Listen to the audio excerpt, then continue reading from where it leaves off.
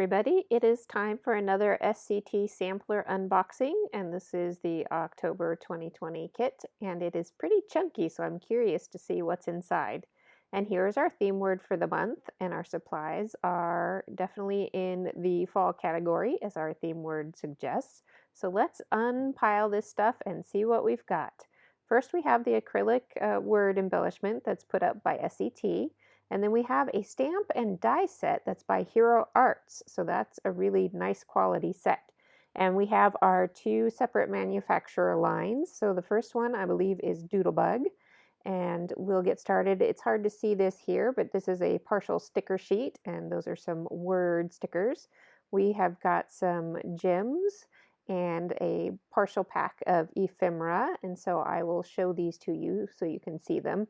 And this is pretty typical Doodlebug style with these little smiley faces. Now that isn't really my style necessarily, but if you wait till the project, I'm going to show you some alterations that are easy to do to change it up a little bit. And then we dive into the pattern paper. So I like the mix of teal in this, so you can go definitely fall with it, but you can also take it in another direction, and that makes it much more flexible. And then you definitely have some fall icons in this kit, and you also have some kind of general patterns that work well for many different types of projects. So that is nice.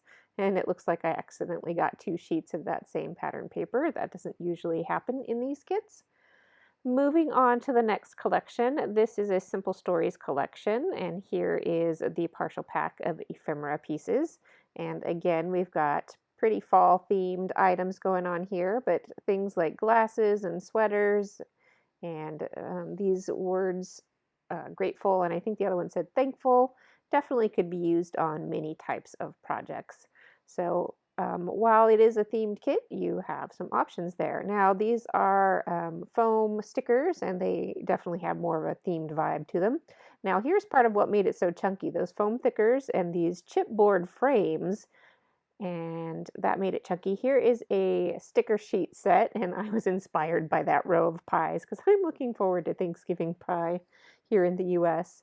And then we've got some cut apart sheets. The first one was, I think, a 4x4 cut apart, and then a 2x3 cut apart. That one is a 2x2 cut apart, and then we're moving into the regular pattern papers. And I really liked the selection of pattern papers in this kit because I thought the colors, again, when I don't do a lot of shopping for themed items because I prefer to keep my supplies really general so I can use them for anything. So I found like this collection had a nice mix of theme if you want it, but also a lot of general elements for working on a wider variety of projects. So that is the supply kit, and now I will head you off to a project, which I do after an unboxing. So I have already pulled apart some pieces from this kit, thinking about what I want to do, and that stamp set I think I'm going to use as a bullet point to make a list with. So I'm going to use all these pattern papers as backgrounds to my list. Now here is where I wanted to show you mixing up this little happy face. I did not want a happy face on this project. So I am using this product, and I'll have links below. I don't quite remember what it's called, but it's not a glitter product. It's a texture fluff product is the best description I can get to you. And it's used a lot for kind of floral embellishing, but it could be fur on animals and things like that. And you just apply it, oh, pardon my kitty, you just apply it with glue like you would a glitter product. And it is a little bit messy, so just be aware of that. Now for my project, because I'm going to have a big list, I wanted to choose icons from this kit that would have something to do with my list. And my list is actually what I have in mind for what my fall schedule will look like.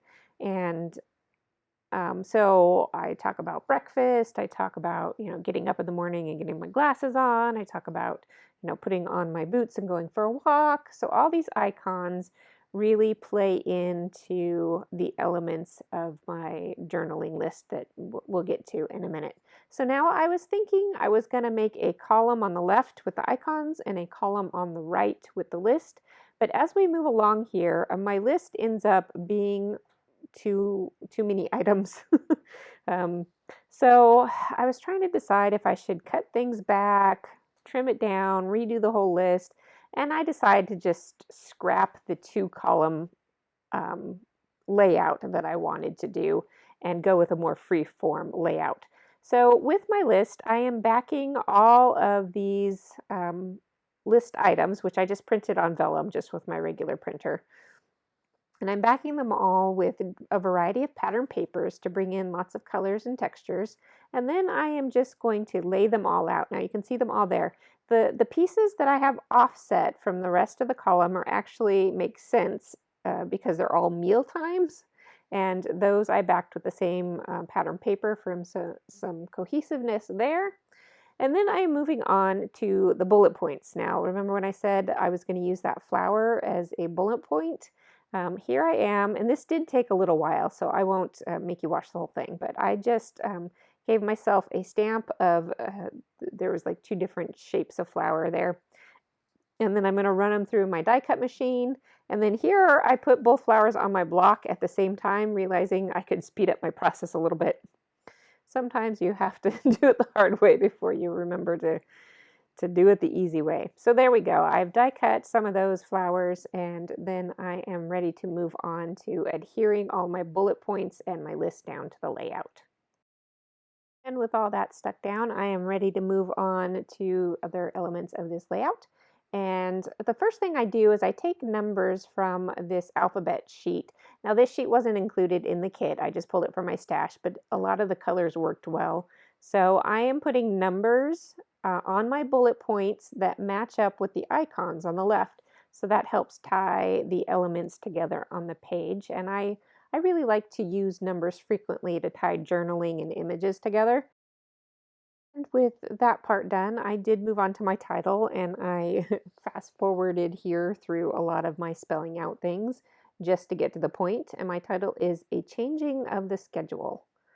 All right, so then I have a spot for some journaling, and I thought I was going to add a few more icons over there, but I ended up just fussy cutting out a little bit of flowers and using one more stamp from that stamp set to add a little flourish to my journaling block. And now my layout is done. So if this inspired you to give list journaling a try, let me know in the comments below, and if you have a link to your project, I'd love to check it out. I'll see you next time. I really appreciate you watching. If you got something helpful out of this video, please do give it a like. That helps my channel. And if you want to catch my future videos, please subscribe.